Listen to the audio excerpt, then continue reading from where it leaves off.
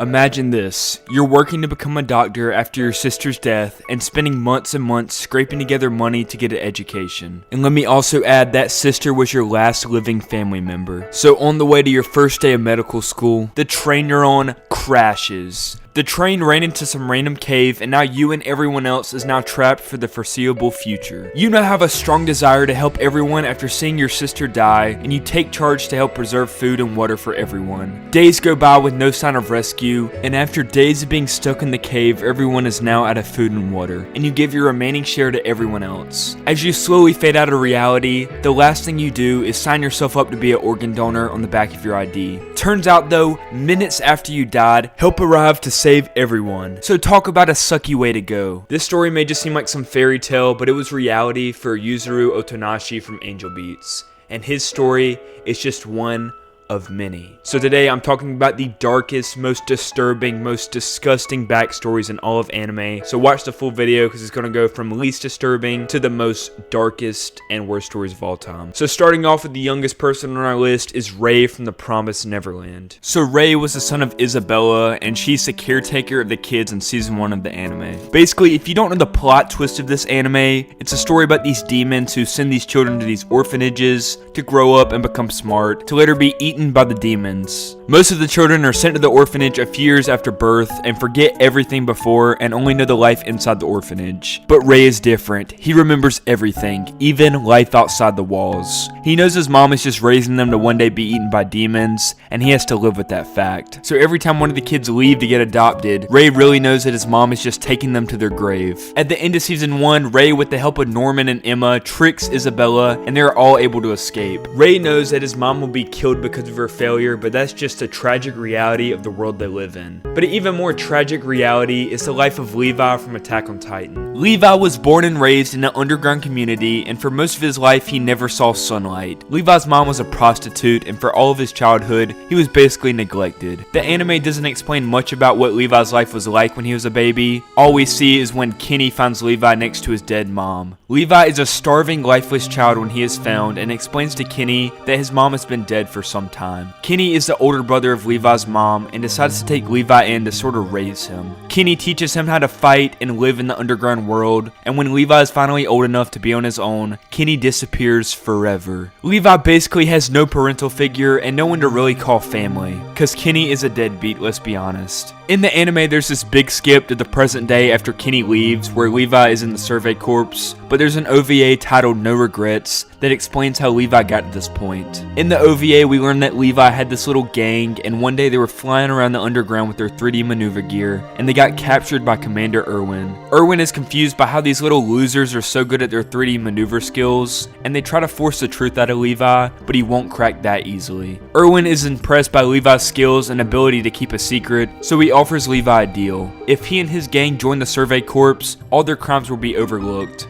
Obviously, Levi accepts this deal, which is what leads us to the present day. Levi's dark and tragic past is the same thing that has made him such a talented fighter and soldier. He experienced no humanity throughout his life, which gives him the ability to show no mercy on the battlefield. While being neglected your entire childhood and watching your mom die right in front of your eyes is a pretty terrible backstory. What's even worse is the backstory of Hyakkimaru from Dororo.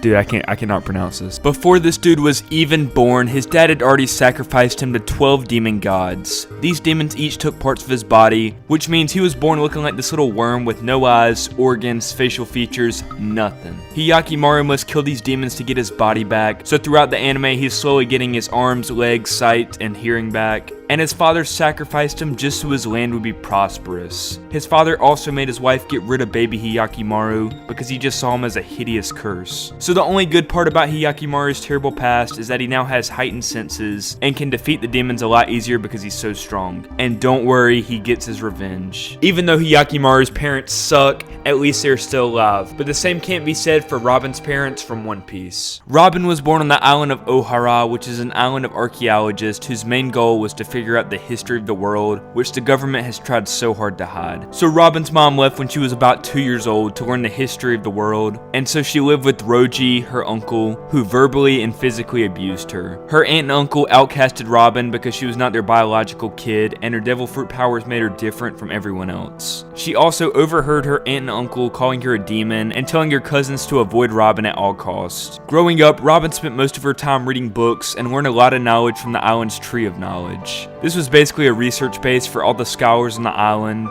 and over time, Robin even learned how to read the language on the poneglyphs. And by the way, this is a very dangerous skill in the government's eyes. One day, Robin meets Jaguar D. Saul, and he becomes her first real friend. Saul had washed up on shore, and he wanted to warn everyone about the battleships the world government was sending to destroy the island. Around the same time, Robin's mom had returned to the island after escaping the government, and returned to warn all the scholars about the government wanting to erase everyone from the island. Meanwhile, Robin is frantically running around the island to find her mom, but they don't find each other until the attack has started, and then they run and hug each other. This is a super emotional moment that is cut short when Saul arrives and Robin's mom tells Saul to take Robin off the island. Robin is screaming and crying while Saul is running away with her because Robin knows she'll never see her mom again. During Saul and Robin's escape, Aokiji the Admiral starts attacking Saul, but Robin gets on this getaway rowboat in the chaos. Aokiji lets Robin get away because he's not evil enough to kill a child. What a great guy. And now Robin is completely alone with a bounty on her head. She has to run from pirate crew to pirate crew, betraying everyone just to survive, until she finally meets the GOAT,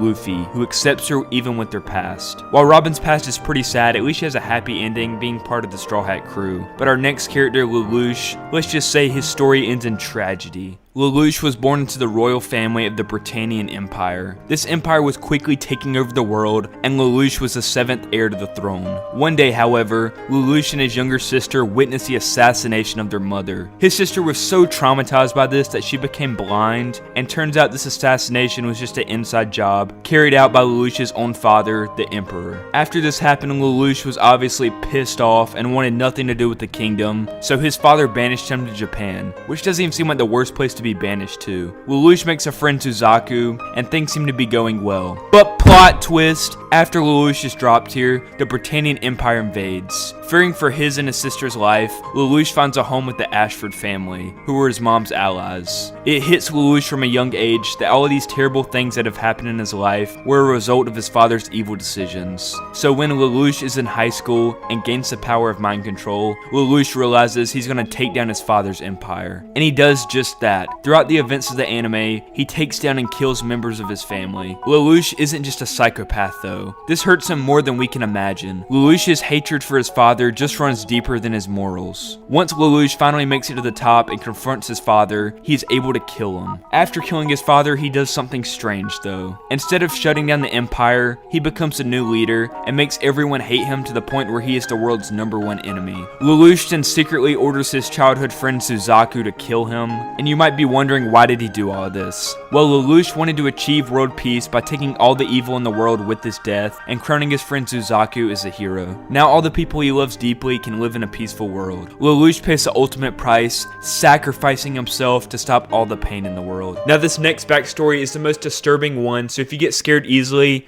I would click off the video right now. Our main character is Amane Suo, and she's coming back from a 3-week basketball camp with her friends and teacher. They're just driving by the edge of this cliff when suddenly the teacher hits a rock, which causes the bus to fly off the cliff. No one dies thankfully, but several are injured and everyone gets off the bus. Amane checks their surroundings and finds out that they are in the middle of a forest. Their group consists of 10 girls and a teacher. Since no one really knows what to do, this girl Kazuki steps up to be their leader. They barely got any food, no phone signal, and things fall apart fast. By day 3, 3 people are already dead, and the food is almost gone. Kazuki is doing everything to keep the group alive while others are losing it. Like this one girl refusing to eat because she's embarrassed about going to the bathroom. What a stupid reason. By day 5, this girl is tweaking out because one carrot is missing from the pile, and everyone is starting to lose their humanity. Around day 10, pretty much all of the food is gone, and some girls resort to eating maggots off their wounds. Fast forward to day 12, the girls now have 0 food at all, but a random dog appears, which was never mentioned before. But it's dead, so it immediately gets eaten. Just when the desperation is getting to an all-time high, on day 15, something unexpected happens. The teacher found and killed a deer and and brings back the fresh meat. Turns out this meat was just from the body of a recently dead student. Yep, he's been feeding them all human flesh. Amane and Kazuki find this out and try to escape, but Kazuki has to sacrifice herself to save Amane since all of their classmates have turned into cannibals. Amane runs away in fear and looks back to see her own friend getting eaten alive by her friends. Amane eventually escapes, but trauma obviously follows her. She is haunted by guilt, especially when she meets Kazuki's brother in the future, and she tells him the whole story. So you might be thinking at this point, how could a backstory get any worse than watching your classmates eat your own friend? But trust me, a backstory can definitely get a lot worse. Now it's time for definitely the saddest, darkest, and most hopeless story in all of anime, and that is the backstory of Guts from Berserk. Right off the bat, he is born into a pool of blood since his mother had already been killed at his birth. Thankfully, a mercenary group stumbled upon the baby, and one of the women in the group decided to take Guts in to somewhat raise him. However, 3 years later, this woman gets the plague and dies. So there goes his only real mother. After she dies, the leader of the mercenary group named Gambino teaches Guts how to wield a sword and stuff, even though Guts is only 6 years old. By 9 years old, he is officially part of the mercenary group and helps him to do raids and that sort of thing. When Gambino loses his leg in battle, he starts hating on Guts way more, thinking he is the cause of all their misfortune. Guts then goes through 2 years of physical and emotional abuse before ultimately having to kill Gambino out of retaliation. The rest of the group saw Guts as evil, so they chased him off a cliff where he fell into a pack of wolves. He fell unconscious, but another mercenary group found him and took him in as a child soldier. After being in this group for a while, in one of their battles they lose and they all get captured and basically turn into slaves to work on this castle. While being a slave for this other group, this dude named Martino becomes friends with Guts and says he'll help him escape. Ultimately, this was just a lie and he betrays Guts, leading to Guts getting captured and locked up.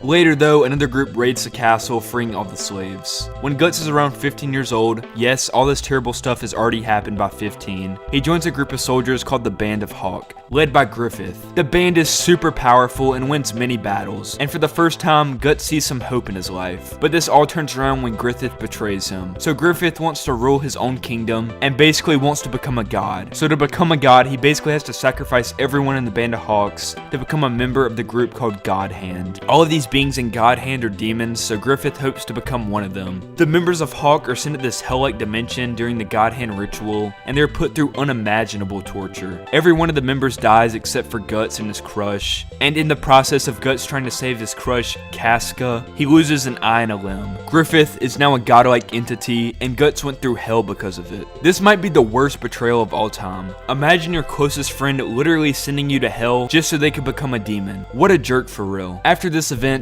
many more terrible things happened to Guts that I could write a whole 1-hour video about. Like watching the love of his life get assaulted, constantly living in a world of death and cruelty, and being haunted by evil spirits for the rest of his life. But I think you get the point on why Guts earns the title for the worst backstory in all of anime. And those were the darkest backstories in all of anime. Subscribe or Mr. Cranberry will be at the end of your bed tonight.